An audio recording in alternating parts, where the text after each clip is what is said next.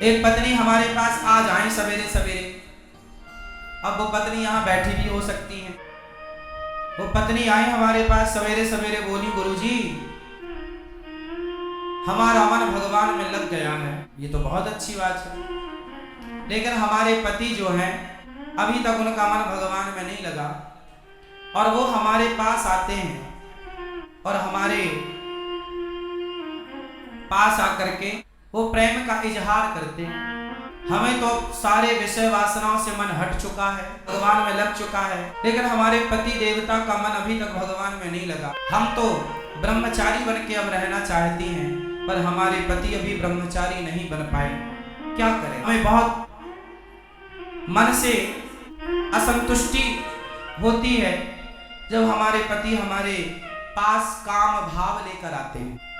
हमारा मन बेचैन हो जाता है कि हमारे हृदय में जो कृष्ण है पता नहीं वो निकलकर बाहर ना चले जाएं। ऐसा उस बहन ने मेरे से सवाल किया कि जब पति काम भाव से अपनी पत्नी के पास आता है तो पत्नी को अच्छा नहीं लगता, क्योंकि पत्नी के अंदर भगवत भक्ति जाग गई है, प्रेम जाग गया है। ये सवाल आप में से बहुत लोगों का भी हो सकता है, बहुत पुरुषों का भी हो सकता है, बहुत स्त्रियों का भी हो सकता है, पर चूंकि सवाल बड़ा अटपटा है तो लोगों को पूछने में भी संकोच होता है, इसलिए हम आपको इसका समाधान देते हैं। मैंने उनको ये बात समझाई, बता दिया उनको। शायद यहाँ बैठी हो तो चूंकि ऐसे प्रश्न सवाल माइक में तो वो कर नहीं सकती, पर सवाल तो सवाल है, तो हमने उत्तर सोचा कि चलो इस बहाने आपको उत्तर देना। प्रश्न समझ में आ गया? अब उत्तर सुनो। हमने उनसे बोला कि आपके पति, आप तो भक्ति में रम गई हो, बहुत अच्छी हो आप, कि आपके हृदय में कृष्ण विराज गए हैं, भक्ति विराज गई है, आपका दिन रात भगवत चिंतन में मन लग रहा, बहुत अच्छी बात है।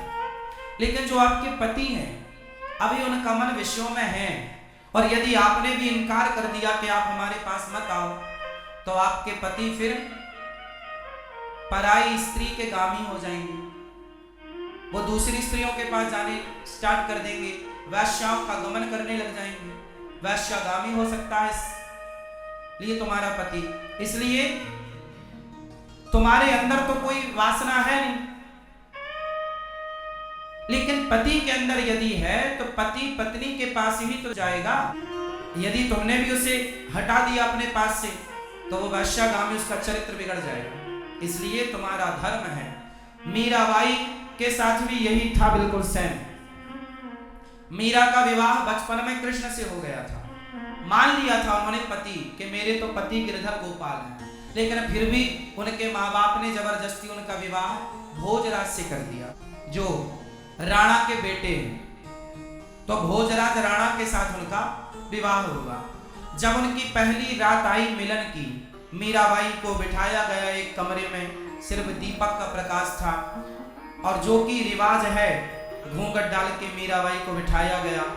तभी रात्रि को, पहली रात्रि पहला मिलन जब भोजराज आए तो मीरा ने अपना दुपट्टा, अपना मुंह खोलते हुए भोजराज से कहा कि ये दुनिया कहती है कि आप मेरे पति हैं, कि ये दुनिया कहती है कि आप मेरे पति हैं, पर मेरी अंतरात्मा तो कहती है कि मेरे पति केवल कृष्ण हैं। लेकिन मेरे मन पर, मेरे प्राणों पर तो कृष्ण का अधिकार है, लेकिन आप व्यवहार जगत में मेरे पति बने हैं। सारी दुनिया तो यही मानती है कि आप मेरे पति हैं, कृष्ण मेरे पति हैं, ये तो केवल मैं जानती हूं। मेरे मन की बातें या मैं जानूं या वो जाने, आप तो नहीं जान पाओगे। तो मेरा मन, मेरे प्राणों पर, मेरे मन पर तो मेरे कृष्ण का अधिकार है, लेकिन आप यदि मुझे अपनी पत्नी मानते हैं तो आपके सामने मेरा शरीर है। यदि मेरे शरीर की भूख है आपको, तो मेरे शरीर से आप अपनी भूख मिटा सकते हैं, मैं मना नहीं करूंगी। आप मेरे शरीर से अपनी भूख मिटा लीजिए, लेकिन मेरे मन पर, मेरे प्राणों पर तो मेरे गिरधर गोपाल का ही वश है, कब्जा है। तो इस बात से यह सिद्ध होता है कि यदि आपका पति कामुक है तो फिर आपका धर्म है कि आप अपने पति को भी धीरे धीरे सत्संग से जोड़ें, कथाओं से जोड़ें, धीरे धीरे उसके मन को भी बदलें और उसका साथ दें। आप यदि सोचेंगी कि मैं तो भक्ति में रमी हूं, अब मेरे पति जो मेरे साथ रमण करेंगे तो वो गलत है। वो गलत नहीं है। आपका धर्म है कि आप अपने पति को खुश रखें, प्रसन्न रखें। धीरे धीरे उसे भी सत्संग से जोड़कर देखो, मन बदला जा सकता है। मन बदला जा सकता है कैसे? सत्संग से। यदि स्त्री भक्ति करने लग गई और पति को छोड़कर चली गई तो तुम्हारा कल्याण होगा। तुम्हारा धर्म क्या है कि यदि तुम्हारे हृदय की शुद्धि हो गई है तो तुम अपने परिवार के सभी सदस्यों की, अपने पति की, अपने बच्चों की भी शुद्धि करो हृदय की, अपने भक्ति के प्रभाव से, अपने जप, अपने तप के प्रभाव से। यदि आप केवल भक्ति करने लग गई और भाग गई घर से कि अब जी तो मैं तो वृंदावन रहूंगी, मैं तो घर में नहीं रहूंगी, तो ये तो भागना हो जाएगा, ये तो रण छोड़ के भागना हो जाएगा। फिर आपका धाम में आकर के वास करना, अपने पति को छोड़कर, अपने बच्चों को छोड़कर, ये आपका धर्म नहीं है। धर्म तो ये है कि पति और बच्चों के साथ रहकर जो प्रेम आपके भीतर जागा है वही प्रेम पति और पुत्र के भीतर जागा कर उनका भी कल्याण कीजिए और उनका साथ दीजिए। और ये पति पत्नी का अधिकार होता है एक दूसरे के लिए। उस अधिकार से ना पत्नी वंचित करे पति को, ना पति वंचित करे पत्नी को। पति पत्नी दोनों आप खुश हैं, ये बहुत अच्छी बात है। ना तो पत्नी पर पुरुषगामी बने, ना तो पति पर स्त्रीगामी बने। यदि कोई पुरुष पर स्त्रीगामी है, याद रखिएगा, बहुत स्पष्टता से समझिएगा, यदि कोई पुरुष पर स्त्रीगामी है और कोई स्त्री पर पुरुषगामी है तो आप ही बताइए दोषी कौन है? उत्तर दो। यदि आपका पति पर स्त्री गामी है, मीन्स पर स्त्री के पास रहता है, तो इसका जिम्मेदार कौन है? कौन? यदि पति पर पुरुषगामी है, पर स्त्रीगामी है, तो जिम्मेदार कौन है? और स्त्री यदि पर पुरुषगामी होगी तो जिम्मेदार कौन है?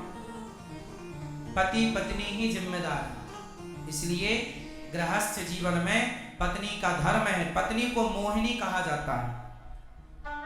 पत्नी को क्या बोला जाता है? भगवान नारायण ने 24 अवतारों में एक अवतार कौन सा लिया? मोहिनी अवतार। स्त्री, इसलिए हमारे भारत में श्रृंगार होता है। श्रृंगार किसका होता है? स्त्री का होता है, पुरुष का नहीं होता।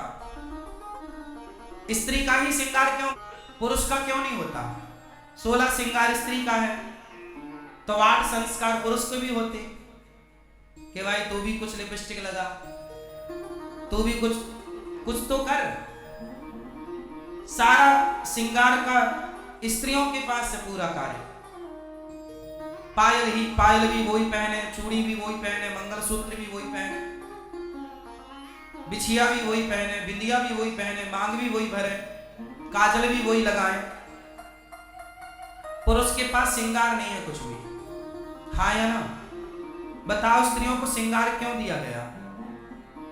ताकि स्त्रियां उस श्रृंगार से सुंदर दिखें और उस सुंदरता से वो केवल अपने पति को रिझाएं, सिर्फ अपने पति को रिझाएं। मोहिनी है ना, पति को मोहित, इतना मोहित करो अपने पति को कि आपका पति पर स्त्री गामी ना बनने पावे। यदि तुम्हारा पति पर स्त्री गामी बन गया तो तुमने ठीक से श्रृंगार नहीं किया। लेकिन आजकल श्रृंगार होता तो है जमाने के लिए, पति के लिए तो कुछ नहीं है। इसलिए पड़ोसों को रोज, इसलिए जेठालाल दया को नहीं बबीता को ज्यादा देखता है।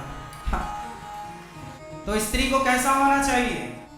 पति के लिए मोहिनी होना चाहिए, जो अपने पति के मन को मोहित करती रहे। और आपने यदि मोहित नहीं किया तो आपकी पड़ोसन मोहित कर लेगी, और वो मोहित करेगी तो फिर आप रोती आओगी, गुरुजी हमारे पति का चक्कर है। समस्या सब तरफ से है। मोहित करो वो अच्छा है। ये मोहित है। कहाँ धर्म पत्नी आपकी? घर मोहित कर लेती है वो आपको, उन्हीं से मोहित हो ना।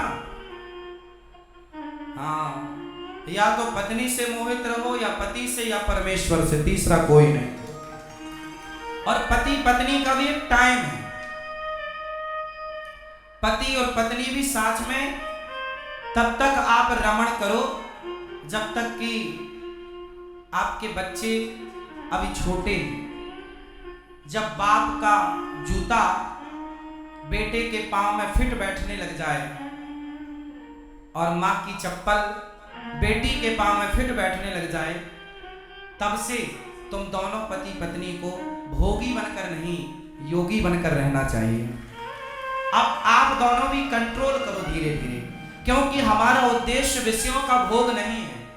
हमने विवाह भोगों के लिए किया ही नहीं था, भोगों पर कंट्रोल करने के लिए विवाह, लगाम लगाने के लिए। लेकिन आज उल्टा होता है कि मन की चंचलता बढ़ती चली जाती है। अच्छा, ये सारे दोष इसलिए होते हैं क्योंकि सत्संग नहीं है।